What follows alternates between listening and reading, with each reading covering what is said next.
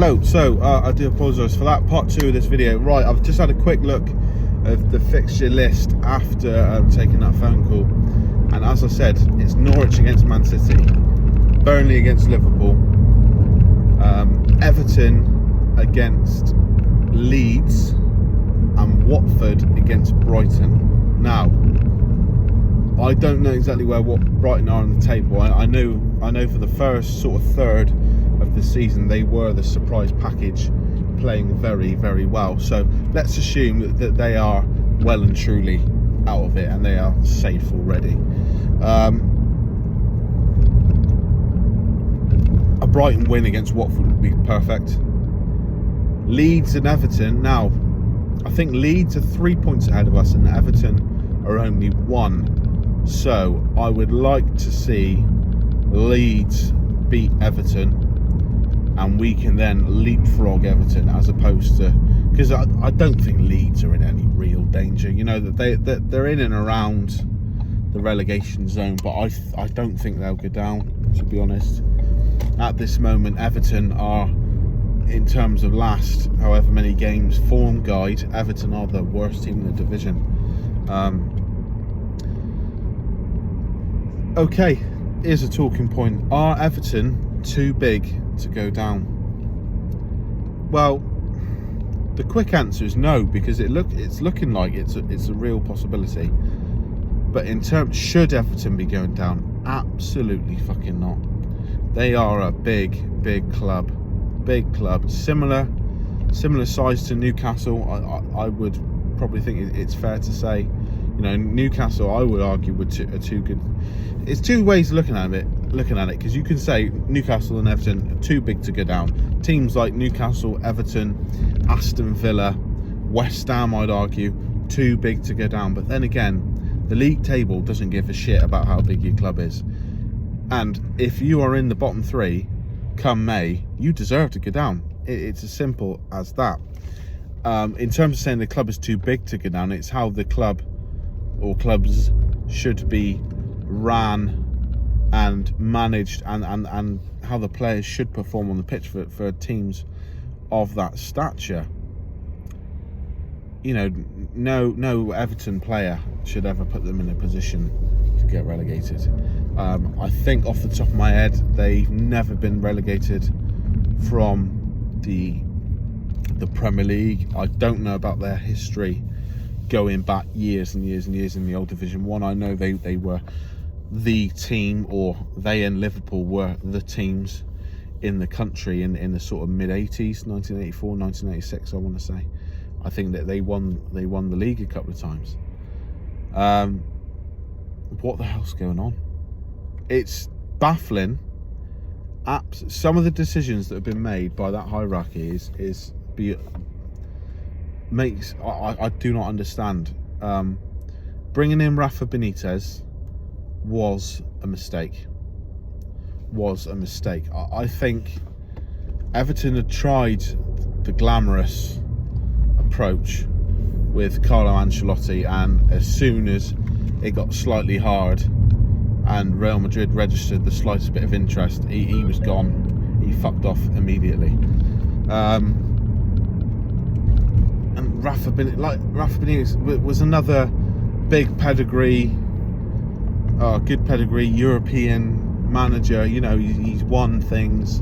All right, he hasn't won anything. I don't think he's won much since, for the last, well, when did he joined us in 2016? So let's say the last 8 years, really. I don't think he's won an awful lot. You know, he had 4 years or so, 3 years, sorry, at Newcastle, then went to China. But, you know, appointing an ex-Liverpool legend, and okay, he didn't win the Premier League there. You know, I think off the top of my head, did they win 2 major trophies? The FA Cup and the Champions League. I mean, the Club World Cup, all right, it's the hardest cup to win, but does anyone, because of the way you have to qualify by winning the Champions League, but does anyone really give a shit about the Club World Cup? So let's just put that to one side. He had good success at Liverpool, but he'll be remembered for Istanbul. It's the myth, the legend of Istanbul, the prestige around the achievement. You know, him being able to steer that team that far in the competition, and then to recover in that manner from half time.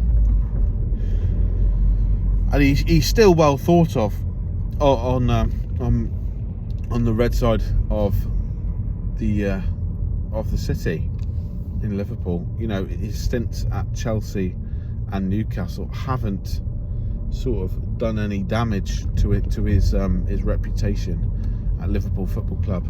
So all of that adds up to make you question, why did Everton recruit this man? Did they see it as a way of going, oh, if we can succeed with Liverpool's most fabled manager of the last 20 years, you know, if we can succeed with him, you know, it's going to be a blow to Liverpool, it's going to be a blow to the fans, it's going to be rubbing their noses in it. But they must have known that deep down, Rafa is always going to be a red. Always going to be a red. And Everton aren't in that position where they could guarantee he was going to bring success and be able to rub Liverpool's noses in it. You know, if Everton were competing directly with Liverpool for the league, or they were at least fighting to get into the top 4, the top 6, like a West Ham's, where West Ham are at the moment, then you could sort of understand, right, you've got a real chance of usurping Liverpool here. What better way to do it than with one of their best ever managers?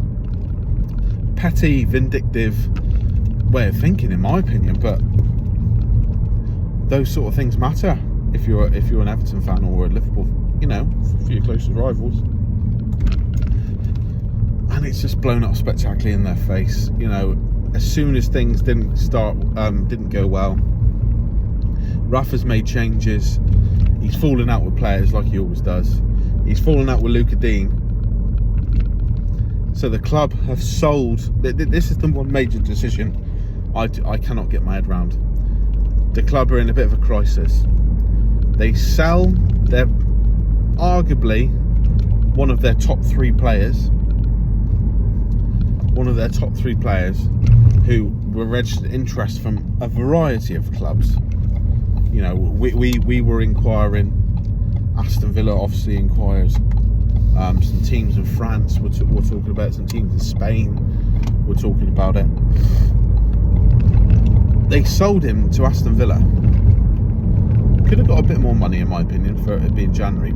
On the back of Rafa Benitez falling out with this player, and Rafa Benitez saying, this dude is surplus to requirements, he's not up to it, I don't want him. And then 3 days later, they fuck Rafa off. It's like, what?